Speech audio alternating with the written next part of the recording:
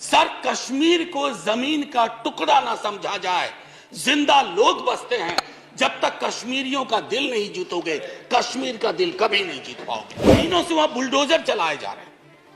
कहा जा रहा है सरकारी जमीन से अतिक्रमण हट रहा, लेकिन सर लोगों के घर तोड़े जा रहे हैं बिना नोटिस के। मैं पूरी की पूरी किताब लेके आया, कश्मीर आफ्टर 370, अनुराधा भसीन जी ने लिखी है। कश्मीर टाइम्स की एडिटर रही हैं। सर, लगातार खबरें आ रही हैं। आप कहते हैं कि नॉर्मैलिटी है। सर, दिल्ली के दरबार से नॉर्मैलिटी बोलना और कश्मीर में जाकर के उस नॉर्मैलिटी को महसूस करना, इसमें बहुत बड़ा फर्क है। सर 370 का जिक्र आया। 370 के जिक्र इस यरी पर आजकल मैं देख रहा हूं 2 चम्मच सुबह 2 चम्मच शाम के हिसाब से बयान आते रहते हैं सरकार की ओर से। कहूंगा कि तराजू उठा लो ना भाई, आविष्कार करवा लो किसके अंदर कितना पेट्रियोटिज्म है, पता चल जाएगा हकीकत क्या है और फसाना क्या है, अफसाना क्या है। ये मैं कहना 2018 से लेकर अब तक जब अभिभाषण में आप कंटेंट एनालिसिस करो तो 43 बार 2014 का जिक्र होता।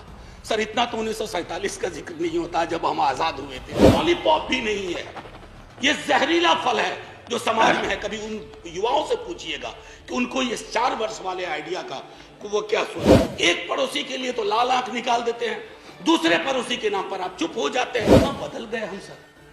मैं जानता हूं हिंदुस्तान के नजरिए से देखिए, लेकिन हिंदुस्तान की नजर मत बदलवाइए। जो 47 में नींव रखी गई थी, उस नींव को मत हिलाइए। उस नींव को हिला दीजिएगा तो पार्लियामेंट की बिल्डिंग भी ढा ढा के गिर जाएगी। लोकतंत्र नहीं बचेगा ना सर, तो सिर्फ अगर तंत्र बच गया तो कुछ बचेगा। फ्रॉम द पास्ट अक्सर आता है, नाम बदलो नाम बदलो। डेली पार्लियामेंट के बाहर कोई पूछता है आज वो फलाना का नाम बदल रहा है। मैंने कहा यार पीस मिल में क्यों करते हो, खुदरा खुदरा कर रहे हो, थोक में करो, थोक में करो।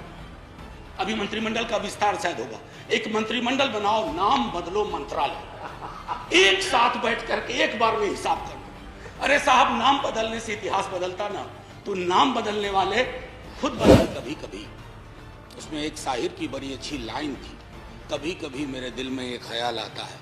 तो बाकी जो आगे है वो नहीं कहूंगा क्योंकि संदर्भ दूसरा है, लेकिन कभी कभी मेरे दिल में एक ख्याल आता है कि राजनीतिक जिंदगी में अगर हमारी महामहिम राष्ट्रपति खुद से अपना स्पीच लिखने लगे, अभिभाषण, तो शायद ये स्तुति गान ना होता जो इतने पन्नों का मिला है। अब ये कब होगा सर? ये हमेशा से होता रहा होगा, लेकिन कई चीजें जो हमेशा से होती रही हैं वो अच्छी हो ये आवश्यक नहीं है। क्यों सर? क्योंकि जमीन की हकीकत और अभिभाषण के तथ्य मेल नहीं खाते हैं सर, और ये चिंता का विषय है। मसलन मैं शुरुआत करूं एक छोटी सी चीज से। पैरा 2 कहता है स्थिर सरकार। अरे समाज अस्थिर है तो स्थिर सरकार का क्या करें? उस ऑर्केस्ट्रा में जाकर के हम भी गाना गाएं। समाज में अस्थिरता के लक्षण जहां चले जाइए, क्षेत्रीय आधार पर, धर्म के आधार पर, जातिगत विषमता के आधार पर इतनी अस्थिरता है और हम स्थिर सरकार का महिमा मंडन करें। सर, स्थिर सरकार वो होती है जो समाज में अस्थिरता पैदा ना होने दे। यहां उल्टा मामला है, ये चिंता का विषय है। इसकी अभिव्यक्ति माननीय राष्ट्रपति महोदया के अभिभाषण में नहीं होती है। सर, 370 का जिक्र आया। 370 के जिक्र को मैं, धन्यवाद सभापति महोदय, 370 के जिक्र को मैं थोड़ा चाहता हूं कि एक व्यापक कैनवास पे लें। आजकल ऑथेंटिकेशन की बहुत बात होती है सर, मैं पूरी की पूरी किताब लेके आया। कश्मीर आफ्टर 370, अनुराधा भसीन जी ने लिखी है। कश्मीर टाइम्स की एडिटर रही हैं। सर, लगातार खबरें आ रही हैं। आप कहते हैं कि नॉर्मैलिटी है। सर, दिल्ली के दरबार से नॉर्मैलिटी बोलना और कश्मीर में जाकर के उस नॉर्मैलिटी को महसूस करना, इसमें बहुत बड़ा फर्क है सर। महीनों से वहां बुलडोजर चलाए जा रहे हैं। कहा जा रहा है सरकारी जमीन से अतिक्रमण हट रहा, लेकिन सर लोगों के घर तोड़े जा रहे हैं बिना नोटिस के। मैं बार बार कहता हूं माननीय सभापति महोदय आपके माध्यम से, सर कश्मीर को जमीन का टुकड़ा ना समझा जाए। जिंदा लोग बसते हैं। जब तक कश्मीरियों का दिल नहीं जीतोगे, कश्मीर का दिल कभी नहीं जीत पाओगे, चाहे आप लाख कोशिश कर ले। सब भ्रष्टाचार के बारे में भी कहा गया, तो सर मैं तो सोच के आया था कि ऐसी कोई बात ही नहीं बोलूंगा। अचानक आपको देखा और आप आए, बीच में प्रवेश की, कहानी याद आई। एक राजा को तोतों का बड़ा शौक था, कारोबारी तोते रखते थे राजा साहब, तोते का बड़ा शौक था। नहीं, आप बताइए, मुझे देखते ही आपको भ्रष्टाचार की क्यों याद आ गई? नहीं सर, भ्रष्टाचार की नहीं, राजा की याद आ गई। इसको क्लैरिफाई कीजिए। सर राजा की याद आई। We have a distinguished member here from the same fraternity. Sir Raja की याद आई। सर तो कई तोते थे उसके पास, लेकिन अचानक उसका स्नेह एक खास तोते के लिए काफी हो गया। गौतमी प्रवृत्ति का तोता था, तो सबको चांदी और स्टील की कटोरी मिली, उस तोते को कनक कटोरी मिली। और तोते से राजा सलाह बहुत लिया करते थे, और तोता सलाह भी देता था, भूत भी ठीक करता था, भविष्य की बात भी करता था। एक दिन उस तोते के बारे में कोई अनुसंधान आ गया पड़ोस से। उस अनुसंधान के बाद तोता थोड़ा बीमार रहने लगा। अब उस बीमार तोते की वजह से राजा ने भी खाना पीना छोड़ दिया। लेकिन उस तोते का एक और भाई था जो विनोदी स्वभाव का था। अब उसने फूल नाम की एक कंपनी और एक हाँ बैंक हुआ करता था। हाँ बैंक के 48,000 करोड़ उस तोते ने 1303 करोड़ में केमन आइलैंड पे दे दिया। ये प्राचीन काल की बात है। तो तोता और राजा की कहानी में पिक्चर अभी बाकी है, शेष अगले अंक में, संभवतः बजट में। राष्ट्रपति के अभिभाषण पर विशुद्ध राजनीतिकरण होता है, राजनीतिकरण होनी भी चाहिए। लेकिन सर 2018 से लेकर अब तक जब अभिभाषण में आप कंटेंट एनालिसिस करो तो 43 बार 2014 का जिक्र होता है। सर इतना तो 1947 का जिक्र नहीं होता जब हम आजाद हुए थे। 2014, ये कौन से इतिहास की समझ विकसित कर रहे हैं कि 2014 से पूर्व इस देश में अंधेरा था और 24 में अगर कुछ और हो गया तो देश में सन्नाटा हो जाएगा। सर शून्य और सन्नाटे के बीच में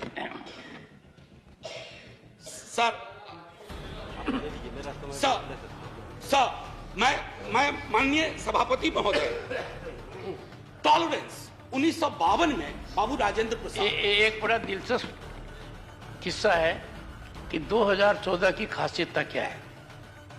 आई was elected to parliament in 89। तो एक second, let's be little decorous. हाँ, be little decorous. These snipe swords should not be there. They don't give any dignity to anyone in the house. So we started a decade in 90s. So we used to have MPs, ex-MPs. But there was a new breed during 90s, ex-MPs, AXED. They couldn't complete their term. 9th Lok Sabha was there. Then thereafter we had that situation when we had Indra Kumar Gujral ji, SD Devgowda ji, and also Atal Bihari Vajpayee ji for 2 terms. So that particular phase of 30 years where the country had coalition governance came to an end in 2014. That was the reason.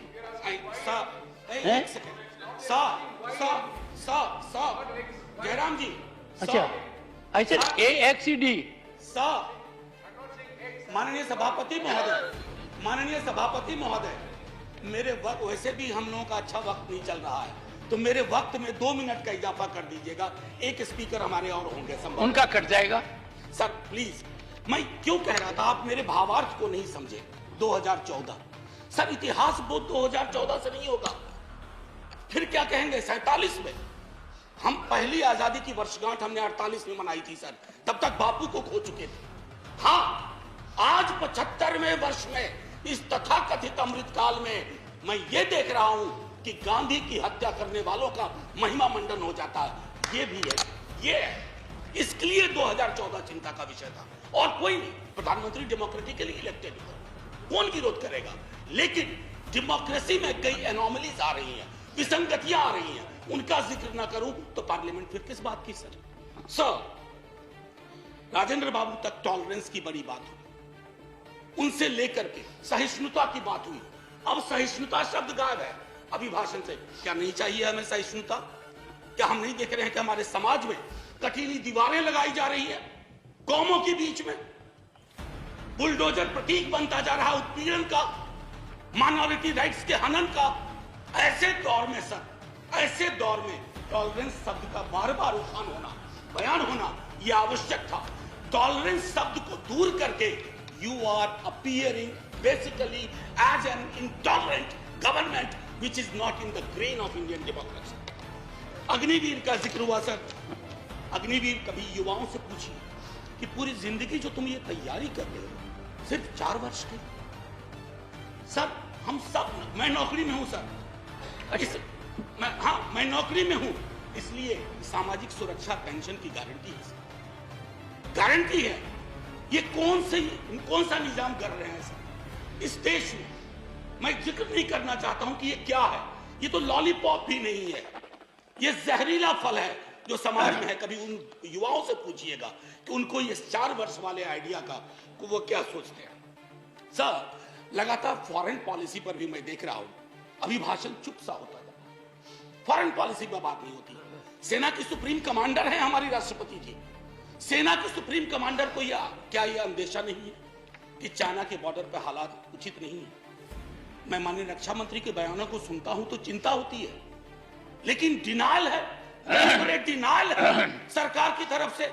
एक पड़ोसी के लिए तो लाल आंख निकाल देते हैं, दूसरे पड़ोसी के नाम पर आप चुप हो जाते हैं। Honorable member, security is a very sensitive subject, and you are a professor. We expect such a subject to be taken up very seriously, and let it not be usual discourse. Go ahead. Sir, I am a student of political science and history. In 1962, when India was at war with China, we had debated that in this parliament. Sir, national security, definition of national security is not the core prerogative of the ruling party. We are equally concerned. और मैं तो कहूंगा कि तराजू उठा लो ना भाई, आविष्कार करवा लो किसके अंदर कितना पेट्रियोटिज्म है, पता चल जाएगा हकीकत क्या है और फसाना क्या है, अफसाना क्या है। ये मैं कहना चाहता था। सर लगातार बीते वर्षों में अगर मैं कहूं, फिलिस्तीन का जिक्र हुआ करता था। हमारे सारे प्रेसिडेंट वाजपेयी जी के टाइम तक फिलिस्तीन पे चुप हो गए। काहे को? क्या वजह है? क्या हम अपनी विदेश नीति में ये ताकत नहीं पैदा कर सकते कि oppressed community anywhere is our will shall have our concern? कितना बदल गए हम सर। मैं जानता हूं हिंदुस्तान के नजरिए से देखिए, लेकिन हिंदुस्तान की नजर मत बदलवाइए। जो 47 में नींव रखी गई थी, उस नींव को मत हिलाइए। उस नींव को हिला दीजिएगा तो पार्लियामेंट की बिल्डिंग भी ढा के गिर जाएगी। ये चिंता का विषय है सर। जुडिशियरी, उसके बारे में भी जिक्र था। जुडिशियरी पर आजकल मैं देख रहा हूं 2 चम्मच सुबह 2 चम्मच शाम के हिसाब से बयान आते रहा सरकार की ओर से। साहब हम सब जानते हैं कि जुडिशियरी में रिप्रेजेंटेशन होना चाहिए। हमारा दल, राष्ट्रीय जनता दल और हमारे नेता लगातार कहते रहे कि वंचित समाज SC ST OBC का जब तक प्रतिनिधित्व नहीं होगा, न्यायपालिका और न्यायालय दूर रहेंगे हमसे। लेकिन सर मामला बेसिक स्ट्रक्चर पर आ गया और बयान ऐसे आ रहे हैं जिनको न मौलिक की समझ न संरचना की समझ। बेसिक स्ट्रक्चर पर मैं तो और किसी को नहीं कहूंगा, आप आडवाणी जी को देख लीजिए, उनको पढ़ लीजिए, पता चल जाएगा। माननीय प्रेसिडेंट साहिबा के बयान में जातिगत बहुत बातें हुई, SC ST OBC। सर पूरे देश में एक लहर चल रही है जातिगत जनगणना की। आपके भी लोग अब बोलने लगे हैं सत्ता पक्ष के। सर मैं 12वें मिनट पे खत्म कर दूंगा, हालांकि 2 मिनट आपको जोड़ना भी था सर, माफी के साथ। मैं सिर्फ ये कहना चाहूंगा सर कि जातिगत जनगणना के लिए सरकार आपका कोई नुकसान नहीं होगा। मैं आपको यकीन दिलाता हूं, थोड़ा फायदा होगा। हकीकत देखिए कौन कहां खड़ा है, इसलिए बिहार में हम सर्वेक्षण करवा रहे हैं। प्रेरणा लीजिए ताकि जिनका हक, जो वंचित रहे हैं। अब ब्लास्ट फ्रॉम द पास्ट अक्सर आता है, नाम बदलो नाम बदलो। डेली पार्लियामेंट के बाहर कोई पूछता है आज वो फलाना का नाम बदल रहा है, मैंने कहा यार पीस मिल में क्यों करते हो, खुदरा खुदरा कर रहे हो, थोक में करो, थोक में करो। अभी मंत्रिमंडल का विस्तार शायद होगा, एक मंत्रिमंडल बनाओ, नाम बदलो मंत्रालय, एक साथ बैठ करके एक बार में हिसाब करो। अरे साहब नाम बदलने से इतिहास बदलता ना, तो नाम बदलने वाले खुद बदल गए, इतिहास नहीं बदला। हड़प्पा की सभ्यता से लेकर जो कुछ आज तक हुआ इस मुल्क में वो हमारी धमनियों में है, किसी को कमतर मत दिखाइए। और रही बात मुगलों की, आपके अंदर तो एक बहुत बड़ा मुगल है, वो भी बिल्डिंग बनाने का शौकीन था, अभी बहुत शौकीन। खैर एनीवे सर, मैं आखिरी टिप्पणी ये करूंगा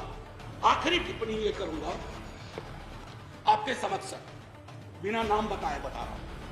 हम सबल केंद्र चाहते हैं, लेकिन केंद्र की सबलता संविधान से आती है, किसी दल के सत्ता पर एक अधिकार से नहीं आती। यदि केंद्र का व्यवहार न्यायपूर्ण नहीं रहा, यदि दलगत आधार पर प्रदेशों के साथ भेदभाव या पक्षपात किया गया, तो प्रदेशों में केंद्र विरोधी भावनाएं जन्म लेंगी। मैं नहीं सर, अटल जी 74 का भाषण। बस सर आखिरी, कुछ मित्रों ने इसे अनावश्यक कर्मकांड, यानी इस बहस को कर्मकांड का, मुझे तो यह सारा दृश्य प्रहसन सा प्रतीत होता है। राष्ट्रपति का अभिभाषण ही नहीं, इस पर होने वाली है चर्चा करने वाला यह सदन, यह संसद कुछ अर्थों में बेमानी, व्यर्थ, जनजीवन से कटा हुआ। मैं नहीं, अटल जी, ये हमारे लिए आईना होना चाहिए।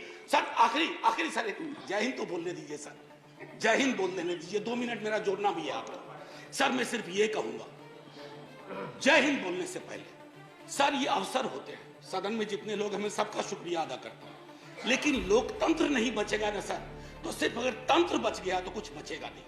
जय हिंद सर, शुक्रिया बहुत बहुत।